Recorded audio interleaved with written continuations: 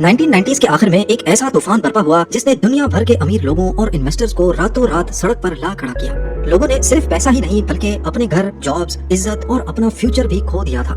ये कहानी है उस वक्त की जब .com लफ्ज एक जादू की तरह काम कर रहा था। पहले इसी वर्ड ने लोगों को रातों रात करोड़पति बनाया और फिर यही लफ्ज उनकी बर्बादी बन बैठा। ये कहानी टेक्नोलॉजी के उस तूफान की है जिसे दुनिया आज .com बबल के नाम से जानती है। पर अगर आप थोड़ा गौर करेंगे तो ऐसा ही टेक्नोलॉजी का एक तूफान अभी 2025 में भी बनता हुआ दिखाई देगा। नाज़रीन, हर बड़े रेवोल्यूशन की शुरुआत एक छोटी सी चिंगारी से होती है। .com बबल की चिंगारी थी एक कंप्यूटर प्रोग्राम जिसका नाम था मोज़ेक। साल 1993 में जब इंटरनेट एक बेरंग जगह थी, सिर्फ टेक्स्ट बेस्ड ब्राउजर्स हुआ करते थे, मोज़ेक ने दुनिया को एक जादू कर दिखाया। ये पहला वेब ब्राउजर था जिसने टेक्स्ट के साथ साथ पिक्चर्स भी दिखाना शुरू की। ये इंटरनेट की शुरुआती दौर की सबसे पहली चिंगारी थी। इसके बाद इंटरनेट जैसे जिंदा सा हो गया। बेरंग पेजेस आहिस्ता आहिस्ता रंगीन होने लगे। इस जादू के पीछे मार्क एंडरसन नामी एक नौजवान प्रोग्रामर था। उसे और उसकी टीम को अंदाजा हो गया था कि वो कोई बहुत बड़ा काम कर चुके हैं। उन्होंने अपनी कंपनी बनाई और उसका नाम नेटस्केप रख दिया। अगस्त 1995 में नेटस्केप ने वो किया जिसने वॉल स्ट्रीट और पूरी दुनिया की स्टॉक मार्केट को हिला कर रख दिया।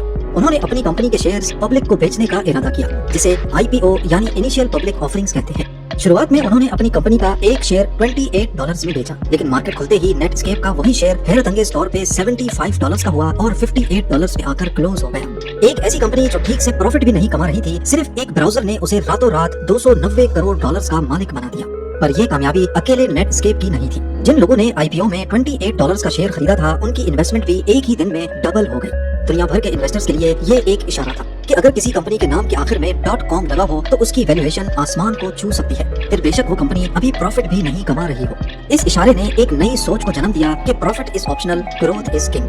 यानी कंपनी प्रॉफिट बनाए या ना बनाए, पर उसके शेयर की प्राइस बढ़नी चाहिए। बस फिर क्या था, लोग हर उस कंपनी के शेयर्स खरीदने लगे जिसके आखिर में .com लगा होता। कंपनी के प्रॉफिट का शेयर हासिल करने के लिए नहीं, बल्कि शेयर की प्राइस बढ़ने पर उसकी ग्रोथ से मजे उठाने के लिए। नेटस्केप की कामयाबी के बाद .com गोल्ड रश शुरू हो गया। हर कोई इंटरनेट कंपनी शुरू कर रहा था। वेंचर कैपिटलिस्ट यानी वो लोग जो नई कंपनीज में पैसा लगाते हैं, आंखें बंद करके किसी पर भी अंधाधुंध पैसा लगा रहे थे। किसी ने पेट्स के खिलौने और एसेसरीज बेचने की कंपनी बनाई और उसे pets.com का नाम दिया, तो किसी ने फैशन स्टोर खोल के उसे boo.com का नाम दिया। इसी तरह eToys.com और ऑनलाइन ग्रोसरी ऑर्डर करने के लिए webvan.com नाम की कंपनी खुली। बात यहाँ तक बढ़ गई कि सिर्फ 2-4 सालों के दौरान ईयर 1999 में 457 कंपनीज ने अपने IPOs लॉन्च किए, जिनमें ज्यादातर .com कंपनीज ही थी और उनके शेयर्स पहले दिन ही 80-90% तक ऊपर जाने लगे। ये वो दौर था जब हर कोई ख्वामखा अमीर हो रहा था। एक आम आदमी जो स्टॉक मार्केट के बारे में कुछ नहीं जानता था, वो भी अपनी जिंदगी भर की जमा पूंजी .com कंपनीज के स्टॉक्स में लगा रहा था। इसको दीवानगी बोला जाए या पागलपन, पर इसे उस वक्त के अमेरिकन सेंट्रल बैंक के चेयरमैन एलन ग्रीनस्पैन ने इर्रेशनल एक्सुबेरेंस का नाम दिया, यानी गैर मंतकी जोशो खरोश। उन्होंने इशारा दिया कि मार्केट में लालच हद से ज्यादा बढ़ चुकी है और ये एक गुब्बारे की तरह है जिसमें हवा भरती जा रही है और अब वो किसी भी वक्त फट सकता है। पर उस वक्त सबको बहुत फायदा हो रहा था, तो हर किसी ने मजाक बनाते हुए उनकी बात को टाल दिया। फोमो यानी फियर ऑफ मिसिंग आउट सब पर हावी था। कंपनीज के CEOs खुद को रॉक स्टार समझ रहे थे। एक कंपनी थी boo.com जो ऑनलाइन फैशन आइटम्स बेचती थी। उन्होंने सिर्फ 6 महीनों में $188 मिलियन सिर्फ अयाशी में चला दिए। एक और कंपनी थी Pexilon जिसने अपनी लॉन्च पार्टी पर लास वेगस में $16 मिलियन मशहूर बैंड्स की परफॉर्मेंस करके बहा दिए। ऐसी बहुत सारी कंपनीज थी जिनका ना कोई बिजनेस मॉडल था, ना उनकी वर्थ इतनी थी, पर उन्होंने महंगी पार्टीज करके अपनी मार्केटिंग की, अपनी प्रोडक्ट्स बेचने के लिए नहीं बल्कि अपने शेयर्स बेचने के लिए। ये सब कंपनीज सिर्फ उस वक्त तक जिंदा थी जब तक नए इन्वेस्टर्स आ रहे थे।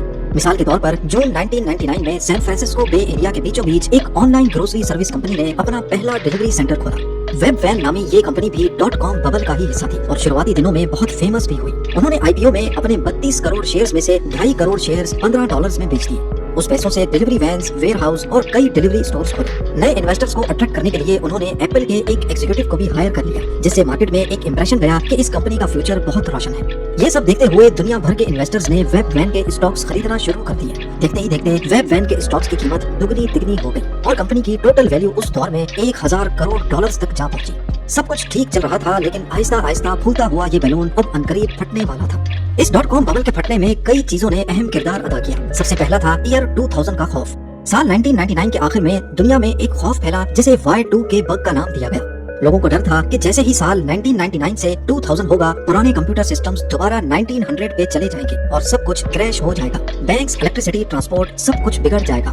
ऐसा कुछ हुआ तो नहीं, लेकिन इस खौफ ने मार्केट में एक अजीब सी बेचैनी पैदा कर दी और लोगों ने 2000 से पहले ही स्टॉक्स बेचना शुरू कर दिए। ये था इस बैलून में घुसने वाला पहला तिनका।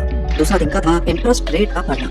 फरवरी 2000 में एलन ग्रीनस्पैन, जो फेडरल रिजर्व के चेयरमैन थे, उन्होंने वो कदम उठाया जिसने स्टॉक मार्केट की कमर तोड़ दी।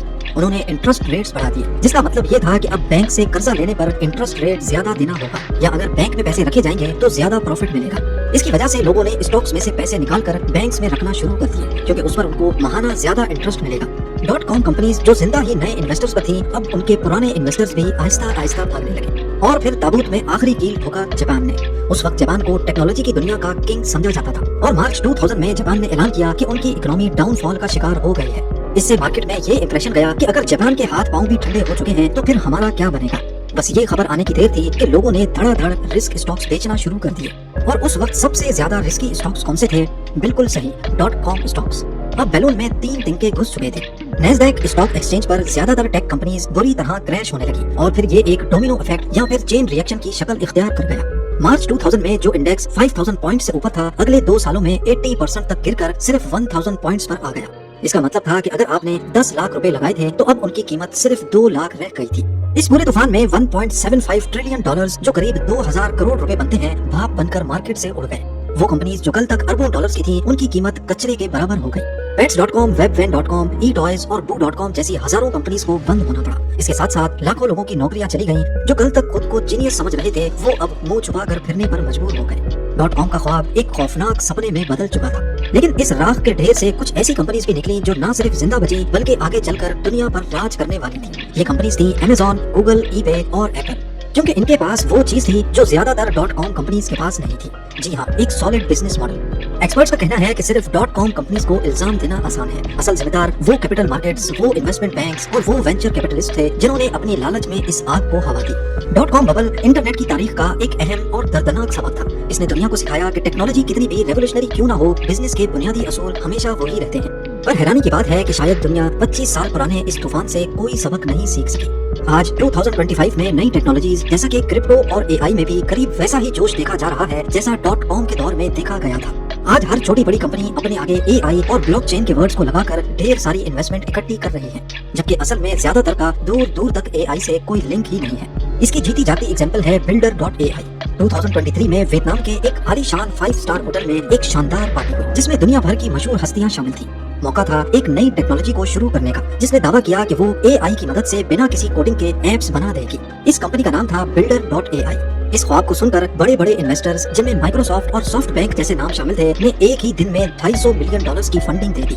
जल्द ही कंपनी की वैल्यूएशन 1.5 अरब डॉलर्स तक जा पहुंची, और हर कोई इस टेक्नोलॉजी को AI का मुस्तकबिल समझने लगा। लेकिन इस AI के पर्दे के पीछे एक और ही कहानी चल रही थी। जब इस कंपनी की इन्वेस्टिगेशन की गई तो मालूम पड़ा कि ये एप्स असल में AI से नहीं, बल्कि इंडिया, वियतनाम और रोमानिया जैसे मुल्कों में इंसानी इंजीनियर से बनवाई जा रही थी। Builder.ai तो सिर्फ AI के नाम पर एक फ्रंट था। इसके अलावा कंपनी पर राउंड ट्रिप बिलिंग का इल्जाम भी लगा, जहां वो झूठी ट्रांजैक्शंस दिखाकर अपने रेवेन्यू को ज्यादा शो कर रहे थे। जब ये सारे राज खुले तो ये कहानी .com बबल की तरह लगने लगी, और अभी इस कंपनी पर फ्रॉड की इन्वेस्टिगेशन चल रही है। क्या हमने हिस्ट्री से सबक सीखा है, या हम एक नए और शायद पहले से भी बड़े बबल की तरफ बढ़ रहे हैं? इस बारे में आपकी क्या राय है, मुझे कमेंट सेक्शन में जरूर बताइएगा।